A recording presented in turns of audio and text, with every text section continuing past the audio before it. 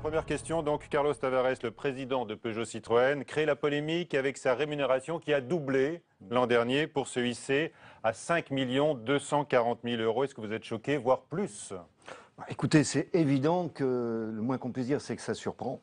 Une telle augmentation, que c'est surdimensionné, notamment par rapport aux négociations salariales qui viennent d'avoir lieu dans le groupe PSA. Je rappelle que l'accord s'est fait à 1,25%, donc on est loin tels écarts. Donc c'est vrai que c'est une augmentation qui choque, ça c'est évident.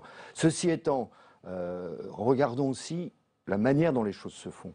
Quand je dis la manière dont les choses se font, ça veut dire que c'est le mode de rémunération des présidents de ces entreprises qui est en cause. Celle-là ou d'autres, et au niveau international.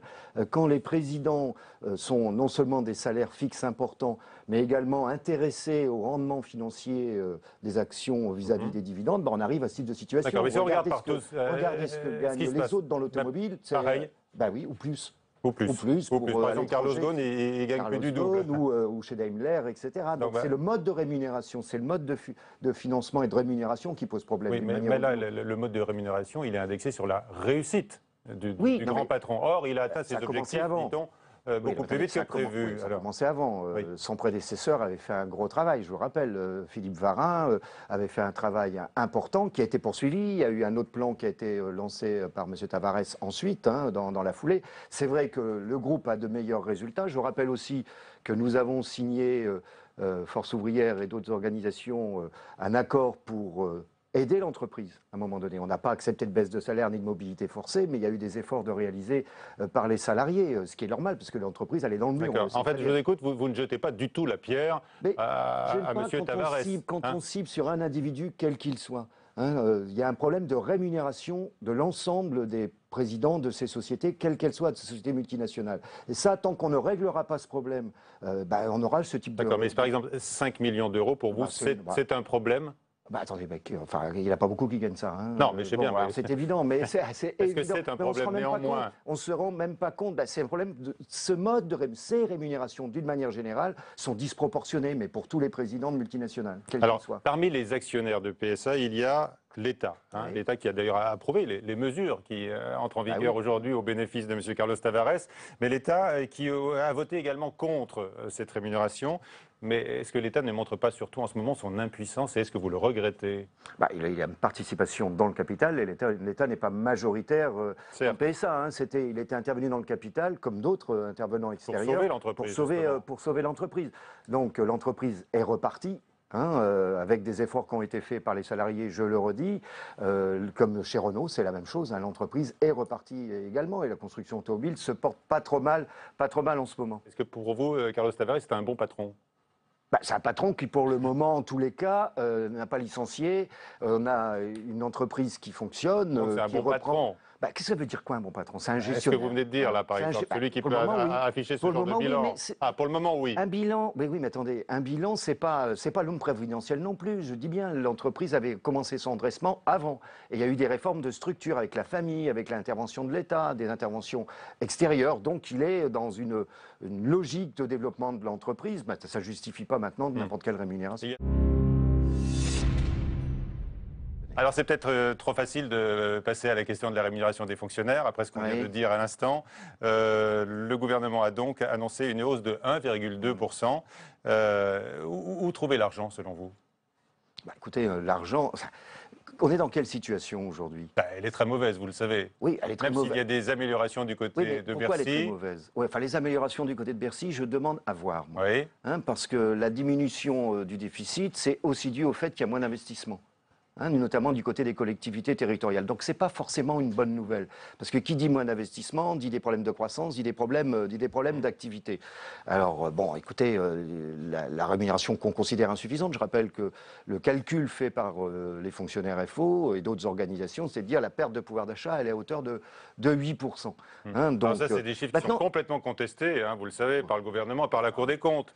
qui, de son côté, Non, la estime perte que de pouvoir d'achat sur le point d'indice. Ah oui, d'accord, mais sur le pouvoir d'achat général des fonctionnaires, là, ça a progressé. Le point d'indice, ça n'a pas baissé. Oui, non, bah, quand vous tenez compte de l'ancienneté, quand vous tenez compte des promotions, etc., c'est autre chose. Ça, c'est la lecture patronale. C'est toute la différence. C'est toute la différence entre une négociation en masse et une négociation en niveau. Hein, c'est toute la différence. Nous, on a toujours syndicalement défendu les négociations en niveau, quand les employeurs, y compris l'État, négocient en masse. Ils regardent sur l'aspect comptable et budgétaire. Hein, c'est deux visions différentes de la négociation. Alors, où l'État peut-il trouver, selon vous, les 2,4 milliards de coûts annuels de cette hausse du point d'indice? D'abord, s'il faisait une politique économique différente, qui amenait plus d'activité, plus de croissance, plus d'investissement, et qu'on soit moins dans une logique de serrer les boulons comme on le fait depuis des années, il y aurait des marges de manœuvre. Ensuite, comme je l'ai indiqué plusieurs fois, il faut aussi revoir, par exemple, le système d'aide publique aux entreprises. Savoir que sur 3 ans... Mais ça, c'est le fondement même de la politique économique qui est suivie actuellement. Oui, c'est pour ça qu'il se plante. Parce que les résultats, c'est quand même pas terrible, les résultats de la politique économique. Une bonne partie des résultats... le chômage progresse, mais les entreprises ont retrouvé leur marge. Oui, le petit bout de croissance qu'on a, 1,2 ou qu'on aura cette année, il est essentiellement dû à des éléments extérieurs, plus qu'à des éléments intérieurs. Vous voulez dire la baisse de l'euro, la baisse de l'euro, les taux d'intérêt, la facture pétrolière, qui n'a jamais été aussi bas grâce à la Banque centrale. C'est plus ça qui génère de la croissance qu'autre chose. Bon, mais je rappellerai que sur 3 ans cumulés... réorientation des aides. C'est un des éléments. Sur 3 ans, on cumule le CICE plus le pacte de responsabilité, ça fait 100 milliards d'euros. Vous vous rappelez du PINS de M. Gattaz, là 100 milliards d'euros à million. Les 100 milliards, ils vont les avoir sur 3 ans.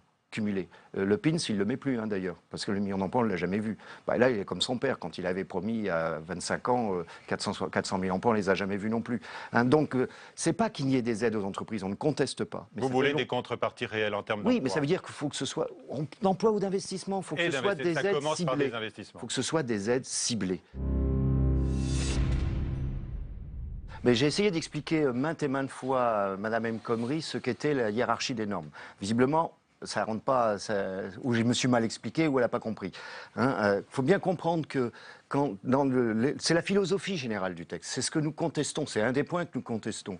On est en train de glisser d'un système que je qualifie, moi, républicain, au sens où on assure un minimum d'égalité de droit par des négociations de branche au niveau national, vers un système où on donne la priorité à l'entreprise comme niveau de négociation. Résultat de ça, et je l'ai expliqué 10 fois, 20 fois, mais bon, il n'y a pas pire sourd que celui qui ne veut pas entendre. Les pays qui ont fait ça, l'Espagne par exemple, 4 ans après, qu'est-ce qu'on constate ? De 12 millions de salariés couverts par des conventions collectives, on est passé à 7 millions. Prenez le Portugal, c'est la même chose. Vous prenez l'Allemagne, on est descendu à 60% de couverture conventionnelle. C'est une logique qui est une logique libérale au sens économique. Vous allez encore plus loin en disant c'est une logique anti-républicaine. Ah bah oui, parce que la République, liberté, égalité, fraternité, c'est assurer l'égalité, c'est quoi l'égalité républicaine? C'est assurer un minimum d'égalité de droit. Un minimum, ce n'est pas l'égalitarisme. Comment on assure ça en termes de travail? On assure ça par des conventions collectives nationales. Dans la métallurgie, la chimie, la banque, vous avez des règles qui s'appliquent dans l'ensemble du secteur. Après, on peut négocier dans l'entreprise. Là, sur toute une série de points, en matière de durée du travail, la branche saute. On passe directement à l'entreprise. Prenez les heures supplémentaires. Demain, dans une entreprise, on pourra dire, allez, sous pression de l'employeur parce qu'il y aura un problème, on paiera les heures sup les premières à 10%, et l'autre à côté dira, non, moi ce sera 12, et après ce sera 15. Donc on va accroître les inégalités. C'est déstructurant.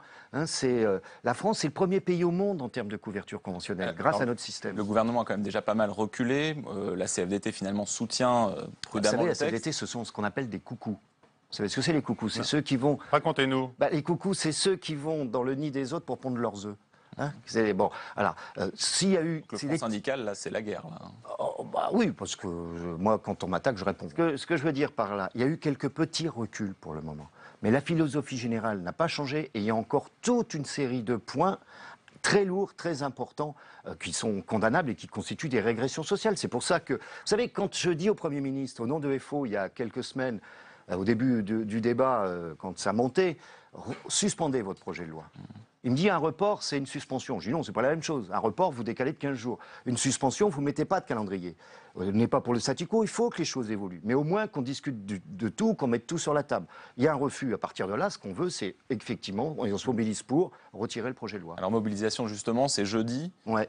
Vous pensez que vous serez combien dans la rue? On rappelle, vous étiez entre 250 000 et 500 000. Oui, entre la police et les manifestants, les organisateurs. Je ne sais pas combien on sera. Plus nombreux? Oui, je pense qu'on sera plus nombreux. Moi, enfin, je mesure ça en tous les cas, ce qui me remonte au sein de Force ouvrière, des départements, des entreprises, etc. Il y a parfois des entreprises qui se mobilisent pas beaucoup et qui là sont prêtes à se mobiliser. Il y a des arrêts de travail qui sont déposés. Donc je pense qu'on sera nombreux. Oui, et si on est nombreux, et dans tous les cas de figure, il y aura une suite. Et du côté des jeunes, on a vu que le mouvement étudiant la semaine dernière s'était un peu essoufflé. Est-ce que là, oui, ça mais va rester au c'est même? logique, si vous voulez. On s'attendait à ce qu'il y ait un petit essoufflement, enfin du côté des étudiants. C'est pas nous qui décidons pour les étudiants. Toutes les semaines, ça rythme un mouvement, mais vous verrez, je pense que le 31, ils seront nombreux dans la rue. C'est du cynisme de faire appel à la jeunesse, selon Emmanuel Macron, hein, puisque vous ne les protégez pas. Cynisme Il de l'a faire dit, appel à la jeunesse. oui, car... Il est drôlement vieux, dis donc. Ah oui, parce qu'il l'a dit, vous avez vu à Cannes il y a quelques semaines, on ne protège pas les jeunes au travail avec ce genre de manifestation, on les protège du travail. Oui, non, mais enfin, ça, c'est des formules. Écoutez, Emmanuel Macron, c'est un libéral. Donc lui, il croit, la loi va pas assez loin pour lui. Donc s'il croit que les jeunes de l'UNEF ou les lycéens, ils ont des consignes qu'ils reçoivent de je ne sais qui, ils se plantent, c'est tout. Qui regardent la vie, c'est simplement, ils se décident tout seuls, ils n'ont pas besoin de nous. Est-ce que vous êtes toujours au Oui, Parti socialiste? mais attendez, je ne l'ai jamais caché. Alors je suis ni achetable ni acheté non plus, parce que si j'étais un soldat du Parti Socialiste, je ne serais pas dans cette position, je prendrais la position de Laurent Berger Vous êtes sur la plutôt loi. frondeur, en fait. Non, même pas. Je suis syndicaliste. Comme mes prédécesseurs, qui avaient cette carte aussi, que ce soit Bergeron, que ce soit Blondel.